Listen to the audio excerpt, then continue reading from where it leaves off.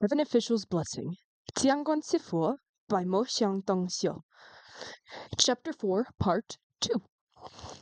I'm also going to say, I don't know why the audio quality is just so bad in the last one, and probably in this one too, but it probably has something to do with the fact that OBS just decided to not work anymore, just completely shat itself, and I wasn't able to fix it.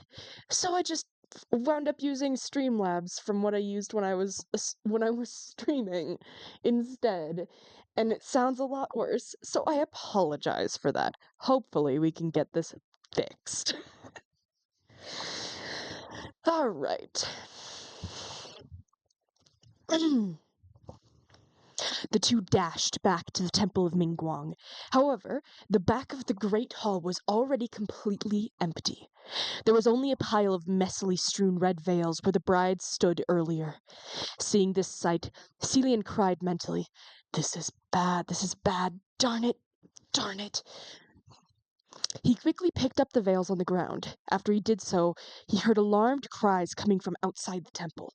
The two looked out the window and saw that a mob of women in scarlet wedding dresses had formed a circle and were slowly closing in on the group of villagers. Each of the women had a pale, greenish face, wearing a smile, her arms raised straight out. They were the corpses of the brides from earlier. No one could remain calm while watching helplessly as they slowly closed in. The crowd didn't care to accost that bandaged boy anymore and fled. Xiaoying immediately rushed over to support him. Celian called out helplessly, "Don't run." He had lost count of how many times he'd said that tonight. Whenever something happened, he'd have to say at least 30 or 40 times. Yet there was always someone ignoring him. What a helpless affair. He waved his hand, and the silk-band Rue flew out toward the sky. He made a casual hand sign, and Rue began whirling in the air on its own, like the mad dance of a celestial being, incredibly eye-catching. When those brides saw that there was something over this way, lively and spinning rapidly with its tail whipping at them, a good number of them were lured over. There were also 7 that were attracted to the scent of blood in the deep forest, so they slowly hopped in that direction. Celian exclaimed, "Follow them, Nanfeng. Don't let them go down the mountain." He didn't need to worry. Nanfeng had already gone off to chase them. 2 of the brides came in and attacked in Celian's direction, their fingers bright red, their nails sharp. Celian took out the red veils he had collected off the ground earlier and hurled them out with both hands. 2 of the veils spun as they shot out, squarely covering the heads of those 2 brides. Instantly, their movements stalled. As expected, with the heavy bright red veils covering their eyes and noses of those corpses, they could no longer see the shadows of mortals, nor smell their scent, and since the dead bodies were stiff, they couldn't bend their own arms to remove the veils. They could only grab randomly at the air with the extended arms as if they were playing blind man's bluff. This was truly both a horrifying and silly sight. Celian stood in front of them and tentatively waved his hand in front of the 2 brides' eyes, and when he saw they were grabbing cluelessly in another direction, he contemplated for a moment, but in the end he couldn't help but say, "Please forgive my impropriety," before seizing their arms and placing their claw on each other's necks. When the 2 brides felt something in their hands, their bodies shook, and since they couldn't see anything, they started strangling each other viciously. Celian quickly ran off with a wide wave of his hand, and Rue followed him like a streak of white rainbow before landing on the ground to form a large white circle. Celian called after the people who were fleeing in all directions, "Everyone, get into the circle." The group hesitated as they ran, but Xiaoying immediately helped the bandaged boy over to stand inside. After some thought, she ran again and dragged Xiao Pengtu, who was passed out on the ground, into the circle as well. Right then, one of the brides hopped to the edge of the white circle, and her claw shot out to grab for them. Yet it was as if there were a transparent wall that forcibly divided the space. Xiaoying noticed the bride couldn't hop in no matter how she tried, and quickly shouted, "Everyone, come in quick! They can't enter the circle!" When the men saw this, they hurried back like a swarm of bees. Thankfully, Celian had Rue burst into a great length beforehand, and the circle was big enough. Otherwise, he would be worried there would be people squeezed out because it was too cramped. Brides couldn't hop into the circle, and he knew they couldn't do anything to this group, so they uniformly spun around and, shrieking, lunged in Celian's direction. However, Celian was already waiting for them, and from his sleeve he pulled out a large bundle of veils. Many red cloths in his hand spun, up, down, left, right, flying in all directions. Both his hand and feet were moving, non-stop, covering each one as they came, swift and precise. With every bride veiled, the bride would begin to feel around like a blind person. The veils in his hands were spun to blurs as they were thrown with ease, forming countless red silhouettes flying through the air. The people in the circle actually started cheering in spite of themselves. Nice! Amazing! So amazing! You trained for this, right? When Celian heard them, he blurted out of habit, Thank you, thank you. Please support me in my act with money if you have the means, or with applause if you have... Wait. He only noticed something was wrong after the words left his lips. He'd gotten caught up and let slip the speech he used to say when he busked, and hurriedly stopped himself. While he was talking, several more brides jumped up, jumps that were surprisingly over 2 meters high and 10 meters long. And in the span of a second, the stench of rot came before his nose. Celian pushed off with the tip of his foot, his body sweeping past them, and while in the air, mentally chanted the verbal password to a certain private communication array. Lingwen, the all-knowing. I have a question. Do you know if the martial god of the north, General Mingguang, had any intimate female friends? Lingwen's voice rang in his ear. Your Highness, why do you ask? I've got a bit of a situation right now. Kind of urgent, Celian said. Not gonna lie, there are a dozen dead people chasing me right now. Huh? That's awful. Lingwen was shocked. Not too horrible, Celian said. So did he?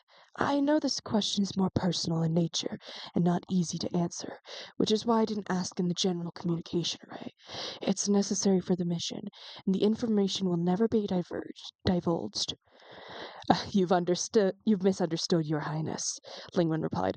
It's not that this question isn't easy to answer, but it's that old Pei really has too many intimate female friends. Your question is so sudden, I don't know which one you're referring to at the moment. Celian almost slipped in his step. All right. Then among General Pei's female friends, is there one who's possessive, extremely jealous, and has some form of disability? Now that you mention it, I do recall someone, Lingwen replied. Celian sent 2 more veils flying, causing another round of applause, and he spun around, cupping the hands at the audience in thanks. Tell me. Lingwen began. Before old Pei ascended, he was a general. He became involved with a female general of an enemy state on the battlefield, someone extremely beautiful and fierce in character. Her name was Xuanji. Okay, Xuanji, Celian acknowledged. Lingwen continued. General Pei is someone who, when he sees a beautiful woman, he'll have to go and entangle himself, even if there's a blade to his throat. This woman led an army and crossed swords with him, and she was defeated. Xuanji became prisoner of war and was taken to the enemy camp. When the guards weren't paying attention, she was planning to end her life on the spot. But she didn't succeed. A general cut her verdant sword in half, and with one swing of his blade, and saved her. And this dashing General Pei of the enemy state was the General Mingguang, who later ascended. As for General Pei, keep reading ahead of myself. As for General Pei, 1, he was always someone who cherished beauties, and 2, the result of the war was already determined. So even if the fighting dragged on, the situation was already impossible to flip.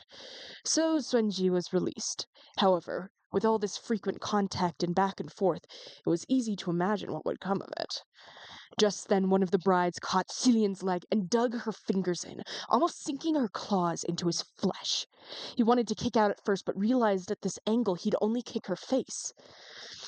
Well, he can't hit a lady's face, Celian thought, so he changed his position and kicked her shoulder instead, while sending another veil flying. Sounds like a beautiful tale. It was a beautiful tale at first, Ling Wen said, but what killed it was that Xuanji was adamant about being General Pei's lover for the rest of his life.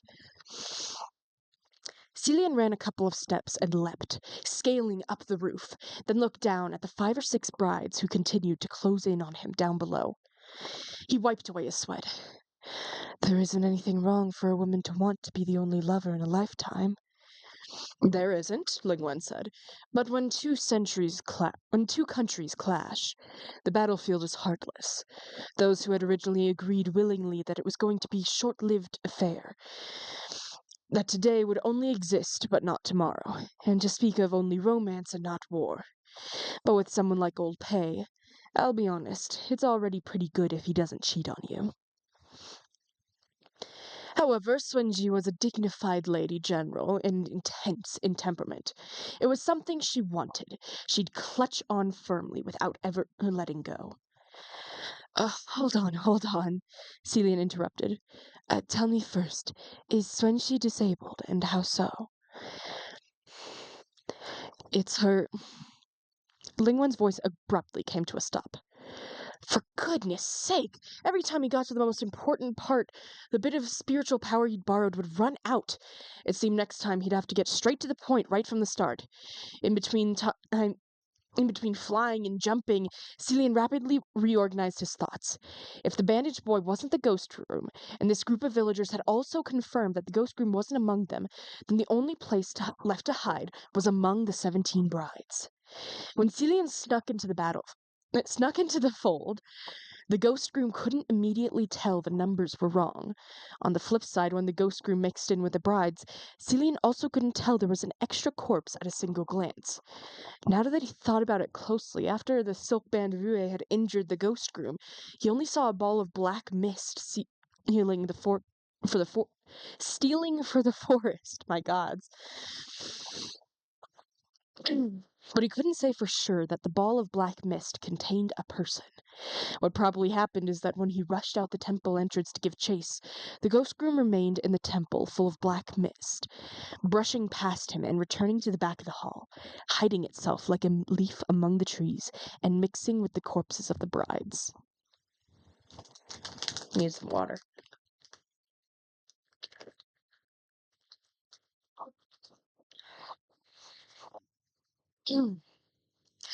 Then the ghost groom wasn't a groom, but a bride, a woman dressed in a wedding dress. Since it was a woman, many things could now be explained. For example, why there was no temple of Mingguang on or around Mount Yuzun. It wasn't that the locals didn't want to build the temples, it was because they couldn't. Xiao Ying had said, I heard every time construction of a temple of Mingguang was in the works, there would always be a fire for some reason halfway through. This didn't sound like a coincidence at all and could be nothing but arson. Why set fires to burn temples?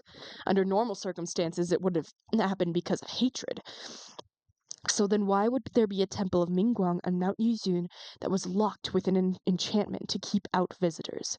Yet the maintenance and craftswork of the divine statue within the temple were so exquisite. Why was the ghost bride all decked out in a wedding dress herself, but couldn't bear to see other brides in wedding dresses smile when passing through Mount Yuzun? When every dot was connected, Celian couldn't think of any answer besides jealousy and possessiveness. And that odd sound, like cloth-covered rugs dragging something heavy. If it was truly the sound of footsteps, then Celian could only think of one possibility. Every bride that was chasing him had been veiled. Celian finally landed back on the ground, let out a sigh, steadied himself, and then straightened up to count. 1, 2, 3, 4, 10. 7 brides had hopped into the forest, and Nanfeng had gone to chase them. He veiled 10 brides, and they were all here. That meant there was one more who hadn't shown her face. Right then, he heard that familiar sound of thump, thump, Thump! Thump! Coming from behind him. Celian slowly turned around, and an extremely short, small form entered his field of vision. He drew in a small breath and thought, I knew it. This short, small woman before his eyes was dressed in wed wedding robes. But there was no air of joy, only sorrow. The reason she was short wasn't because it was her natural stature, but because she was kneeling on the ground. The bones of both her legs were broken, but the legs remained ruined, and she had been using her knees to walk all this time. The odd thump, thump sounds he had heard was the sound of her dragging her two broken legs to hop across the ground. The female ghost bore a handsome oval face, her brows high and arching. She was truly exceedingly beautiful. No wonder the men had spoken of her so much before. While her beauty was initially laced with 3 parts heroism, it was now stormy with resentment, as if she had been trapped in a small, confined space for years, barred from the light of the sun. She was kneeling on the ground, and the bridal robe was tattered and frayed below the knees. Celian and the ghost stared at each other, unyielding for a while, before he spoke up. Xuanji? It seems it had been many years since anyone called her by that name. It was a long time before the resentment on her face quietly faded some, and a flash of light shone in her eyes. Was it he who sent you to find me? She asked. Celian supposed that this he had naturally referred to General Pei. Xuanji then pressed on. What about the man himself? Why wouldn't he come see me? That passionate expression and hopeful tone when she spoke made Celian feel that he'd best not say he didn't. Seeing that he hesitated to respond, Sunji slumped onto the ground. Her back leaned against the handsome, tall martial god statue. Her bright red robe spread about her on the ground like a giant flower of blood. Her hair was disheveled, her face filled with agonizing torment, as if she was suffering from extreme misery. Why won't he come see me? Celian couldn't answer this question either, so he could only remain silent. Sunji raised her head to gaze upon the divine statue and moaned sorrowfully, Pei dear, oh Pei dear, I've betrayed my kingdom for you, abandoned my everything and became like this. Why won't you come see me any more? She pulled at her hair, demanding, Could your heart be made of iron? Celian didn't react to any of this, but when he heard her, he silently pondered. Sunji said she betrayed her kingdom for General Pei. Could that mean that General Pei she spoke of cajoled her into divulging enemy secrets while the two were in the heat of their passion, causing Sunji's kingdom to fall into a disadvantage on the battlefield? She also said that it was because of General Pei that she'd become like this. And by this, she was naturally meant this tragic, broken-legged form. Sunji was a female general. Upon the battlefield, there was no way she would be disabled, so those legs of her could only have been broken later. Could that have something to do with General Pei too? Was General Pei deserting what he started that led to such a deep and severe resentment? Celian felt everything he thought was rather vulgar. However, with Swenji having such profound resentment to the point where she was harming innocent lives, as vulgar as it was, Celian could only force himself to think in that direction. Just then, the sound of a girl screaming suddenly came from outside the temple. Celian and Swenji both looked out from the window at the same time. Where Rui had formed the white circle, a man was trying to drag that bandaged boy out while Xiao Ying clung to the man's leg, not letting go. The man started yelling curses. It was Xiao Pengtu. Fuck off, you dumbass! What if you call that female ghost over? Xiao Ying shouted, If she comes, she comes! You're scarier than any ghost! I'd rather see a female ghost indeed! Turned out that Xiao Pengtu, who Celian had knocked take a breath. Turned out that Xiao Pengtu, who Celian had knocked out with one whip of his silk band, had come to. When he saw the sluggishly fumbling brides all around, he jumped in surprise first, but soon realized none of them could detect humans.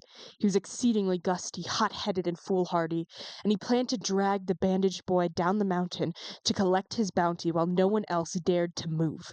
He didn't care at all whether or not this boy really was the ghost groom.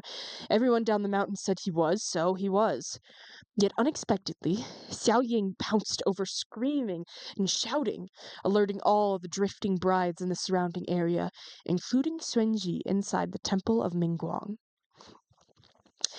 Xilian saw that it was him again and mentally grumbled. He should have whipped harder earlier. Best of the man was whipped so hard he didn't wake for 3 days and 3 nights. He shouted, "Go back into the circle." Xiao Pengtu saw that a stream of black mist had come lunging at him and hastily retreated. However, the bandaged boy was still in his grip, and Xiao Ying was still clinging onto his leg, so in the end, he was still too slow by a beat. Instantly, the black mist enveloped him, and he was sucked back into Xuanji's hand. He turned his head to look. Wasn't this disheveled, long-haired, haunting, chilling woman the beautiful corpse he had touched among those brides on the ground earlier? It wasn't until that moment that he finally learned what fear meant. He shrieked at the top of his lungs, while Xuanji curled her 5 fingers, digging them deep into the back of his head. In an instant, his skull was pulled out through the heavy layer of flesh on his scalp. The skull that was pulled out was still steaming hot, its mouth still wide open and screaming. People within the white circle also had their mouths open wide and screaming, so terrified their souls had left their bodies. Xiao Ying was also thoroughly terrified, pulling the bandaged boy back into the circle as she screamed.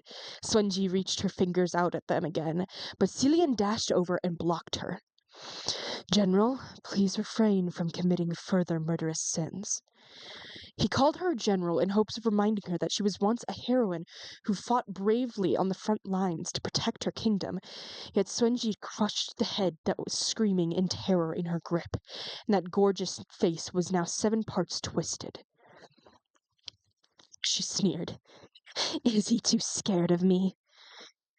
Xilian couldn't think of any other way, so he wondered if he should pretend to be someone sent by General Pei to smooth things over first, but Xuanji didn't need his response at all. She laughed heartily and whipped around, pointing at the divine statue.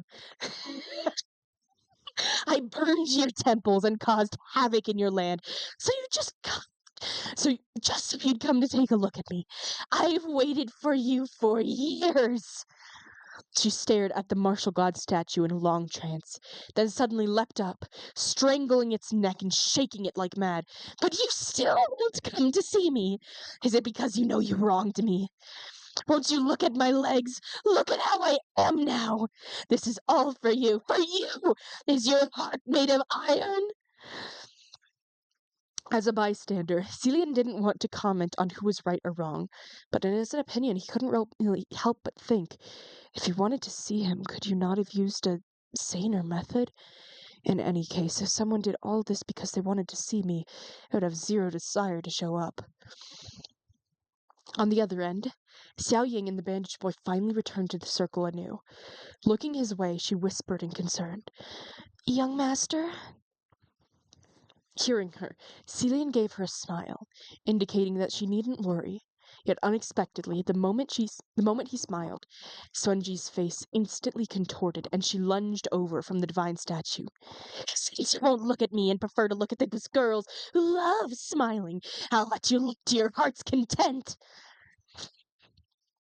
Although she was the one strangling, although the one strangling was Although the one she was strangling was Xilian, her words were directed at General Pei. At first, Xilian had thought that Sunji's heart was full of jealousy for those happy, smiling brides in their sedans, because she herself couldn't marry the one she loved. He hadn't expected it was because General Pei liked girls who smiled, so she, in her distorted mind, connected that to brides who were about to marry their lovers. No wonder she burned all the Mingguang temples around the mountain. Now that he thought about it, he was probably because he couldn't stand having to share this one divine statue with all those women who'd visit the Mingguang temples day in and day out. This female ghost was indeed a wrath. Even with both legs broken, her movements were fast as a devil's, and even after being beaten by Rue, her strength was still formidable. Celian couldn't help going with her strangling him like this, but just as he was about to summon Rue, there was a loud cry. That girl Xiao Ying saw that he couldn't hang on anymore, so she picked up a branch and came charging over. Oh my god, so much stuttering. Drink a sip of water and take a breath.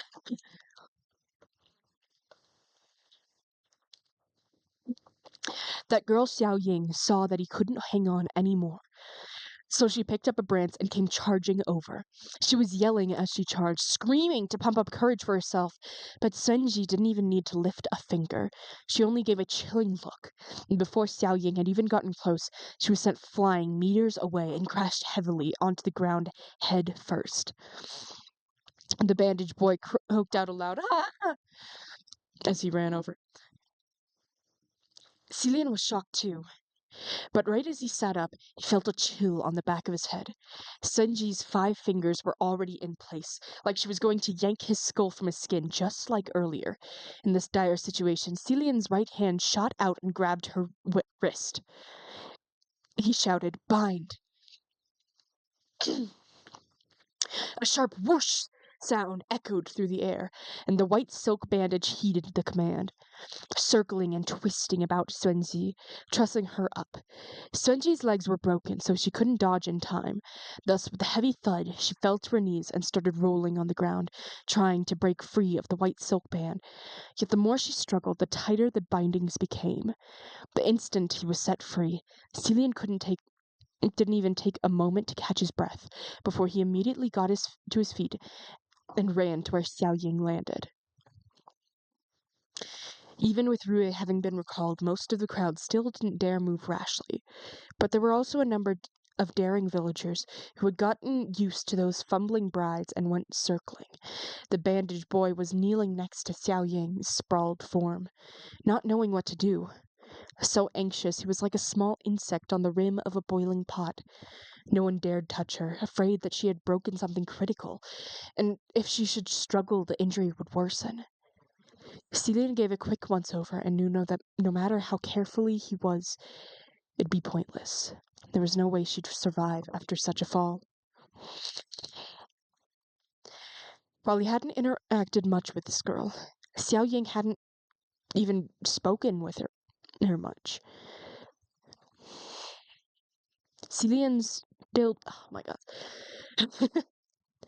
While he hadn't interacted much with this girl Xiao Ying, hadn't even spoken with her much, Celian still knew that she was a kind-hearted girl, despite her ugly appearance. Such an ending for her truly made the heart heavy. At least Xuanji shouldn't be able to struggle free of Rue, Celian thought. Even if it's pointless, Xiao Ying shouldn't be left in this position right before her death. And so he very carefully flipped her over. Xiao Ying's face was covered in blood. The crowd around clicked their tongues and sighed as they watched. However, she still had breath left, and she whispered, "Young master, have I made things worse?" Although she didn't make things worse, she didn't actually help either. Celian was already going to summon Rue at the time and didn't require anyone else's help. Besides, with that simple branch of hers, even if she'd managed to hit Xuanji, it wouldn't have done anything. Never mind that she wouldn't have been able to get near the female ghost's body in the first place. With all that, this could be said to be a completely meaningless death. But Celian answered, "No, you've been a great help. You see, the moment you came over, the female ghost's attention was diverted, which was how I had the chance to subdue her. Thank you so very much, but you can't do that again next time, all right? If you're going to help, you have to tell me first. Otherwise, if I don't pick up on it, things will go downhill fast. Xiaoying chuckled. Young master, you don't need to comfort me anymore. I know I wasn't any help, and that there won't be a next time. Her words were jumbled and unclear, and when she spat out a mouthful of blood, there were even a few broken teeth mixed in. That bandaged boy was shaking with panic, wooing, trying to speak. Xiaoying turned to him. In the future, don't go down the mountain to steal food anymore. If you're discovered, you'll be beaten to death. If he ever gets hungry, he can come to me, Celian said. Xiaoying's eyes lit up hearing this. Really? Thanks so much. She smiled, until suddenly 2 lines of tears streamed down from that pair of tiny eyes. She whispered, I feel I haven't lived through many good days in all my life here in this world. Celian didn't know what to say, so he gently patted her hand. Xiaoying then sighed. Never mind. Maybe I'm just born unlucky. Her jumbled words certainly did sound a little odd, with a bent nose and slanted eyes, such an appearance so ugly it was silly. Her bloodied, tear-streaked face was almost funny to behold. With tears still rolling down, she choked. But then even still, I still... Her breathing stopped, and she passed with those words. The bandaged boy saw that she had died and started to weep quietly while hugging her dead body. His face was buried in her belly, like he lost his only pillar for support, and he didn't dare raise his head no matter what. As for Celian, he reached out and helped close her eyes. He spoke to her mentally. You're stronger than me. Right then, the sound of a bizarre bell tolled. Clang, clang, clang, clang. 3 booming toils, and all of a sudden Celian felt his head go dizzy. He wondered aloud, what's going on? Then he looked around. All the brides had collapsed to the ground, only their arms still up and reaching towards the sky. The crowd of villagers had also slumped, as if they were all knocked out by the sound of the deafening bells. Celian felt his head become rather heavy, and though he forced himself to stand, with one hand supporting his forehead, his legs went weak, and he fell with one knee to the ground. Fortunately, someone helped support him. When Celian looked up, it was Nanfeng. Turned out, the moment those 7 brides entered the forest, they immediately spread out. Nanfeng had run all over almost the entirety of Mount Yizun before he managed to capture all of them, and had only just returned. Seeing him quite calm, Celian immediately asked, What's with the bell? Don't worry, it's reinforcements, Nanfeng replied. Celian looked over, following his gaze. Only then did he notice before the temple of Mingguang a row of soldiers had appeared, standing there since who knew when. These soldiers were outfitted in armor, emanating sharp and awe-inspiring auras, and their bodies were enveloped in a thin sheen of spiritual light. In front of the soldiers there stood a poised, elegant, and tall military general, obviously not a mortal. The military general approached, with his hands clasped behind his back, and he came before Celian, bending slightly at the waist to give a quick bow. Your Highness.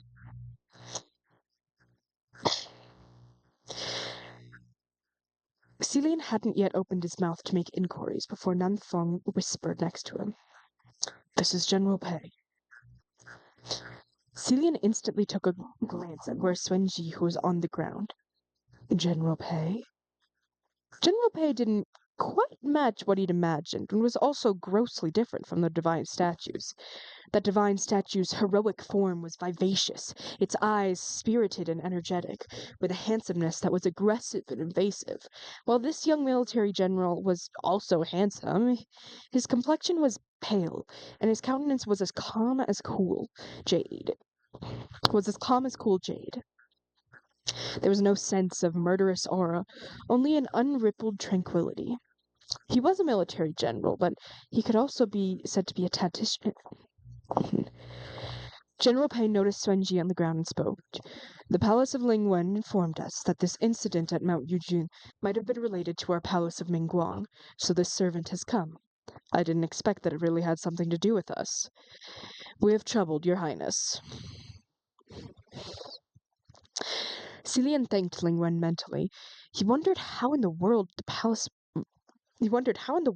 the palace of Lingwen inefficient.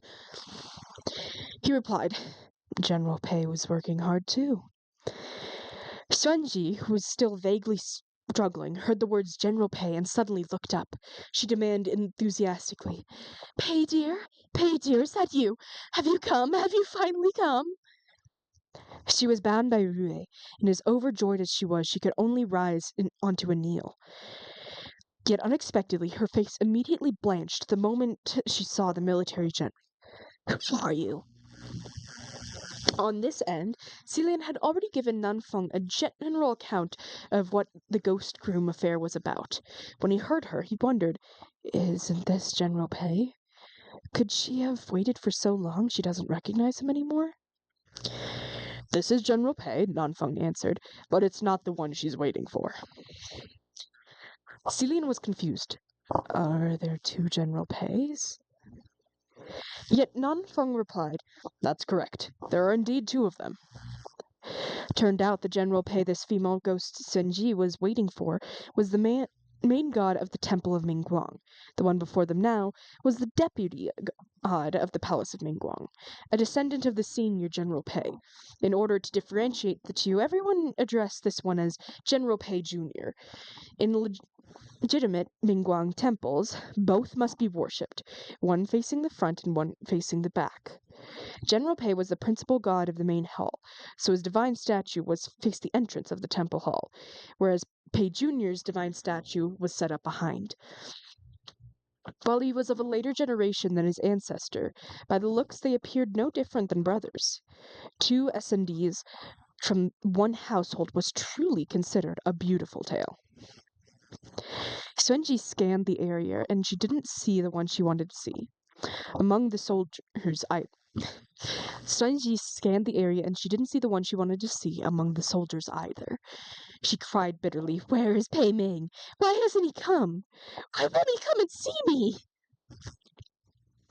General Pei inclined his head and replied, General Pei has important business to attend to. Xuanji muttered, Important business. Tears streamed beneath the long hair draping over her face. I've waited for him for hundreds of years. What important business could he have? Back then, in order to see me, he would cross half the border in one night. So what important business could he have now? So important that he can't even come down to spare me a glance. Is there something important? I don't think there is. General Xuanji, please be on your way. General Pei Jr. said. From the troop, two soldiers of the Palace of Mingguang approached and pulled Rue from Xuanji's person. After it affectionately wrapped itself back around Celian's wrist, he gently patted it twice to comfort it. Xuanji allowed herself to be grabbed by those two soldiers, briefly dazed, before suddenly she started struggling with force, cursing while pointing to the heavens. Pei Ming, I curse you!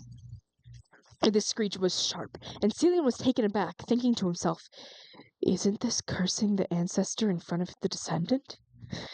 General Pei Jr., however, didn't react at all. He said impassively, Please excuse us. Xuanji screamed until she was hoarse. I curse you! I curse you! You'd best never fall in love with anyone. Otherwise, if that day should come, I'll curse you to be just like me, to burn with the fire of love so unceasingly, forever and ever. The fire of love will burn your body, scorch your heart and your insides. Right then, General Pei Jr. greeted Celian and the others. Excuse us. Please wait a moment. Then he raised his middle and index finger and lightly pressed them against the temple. This was the spell to activate the spiritual communication ray. So he had to be communicating with someone. A moment later, he undid and dropped his hand, clasping it behind him again, and turned to Xuanji. General Pei wants me to tell you. That is impossible. Xuanji screeched, I curse you! General Pei Jr. waved his hand slightly and ordered, Take her away. The two soldiers carried Xuanji, who was struggling like crazy, and dragged her off. Celian spoke up. General Pei Jr., might I ask how will Xuanji be handled? Sealed under a mountain, General Pei Jr. replied. To use a mountain as a seal was certainly the usual way Heavenly Realm dealt with ghosts and monsters. After a brief moment of hesitation, Celian continued. General Xuanji's resentment is quite strong. She couldn't let go of the hatred that stemmed from betraying her kingdom for General Pei. Perhaps sealing isn't the right long-term solution. General Pei Jr., however, only inclined his head. She said that she betrayed her kingdom because of General Pei. She certainly did say so, Celian said. And that was because General Pei that she became this. Whether that is the truth, though, I don't know. If it must be said that way, then it is not altogether wrong, General Pei Jr. said. She did betray her kingdom for General Pei. However, the details might be different from what bystanders might imagine. After she and General Pei separated in order to keep him, General Xuanji offered up military intelligence of her own volition. General Pei was unwilling to win unfairly, so he didn't take the offer. Well now, he never expected that the whole I betrayed my kingdom for you thing was something actually like that. Celian replied, Then when she said both her legs being broken was also because of General Pei, it was... She broke those legs herself, General Pei answered. Broke them herself? General Pei Jr. replied emotionlessly. General Pei doesn't like forceful women, but Xuanji has a strong character, which is why they couldn't be together for long.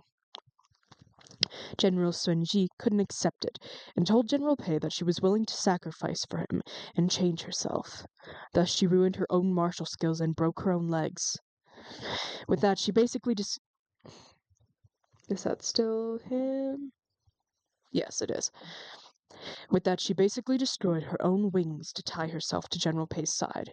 General Pei didn't abandon her to her own devices and kept her around to take care of her. But he never intended to marry her. General Xuanji's wish was never fulfilled, so she killed herself out of resentment. Not for anything else, but just so General Pei would be sad. However, pardon my bluntness, the way he spoke had always been polite and overly calm. That would never happen. Celian rubbed his forehead and didn't speak, thinking to himself, who the heck are these people? Sorry, that took me so off guard.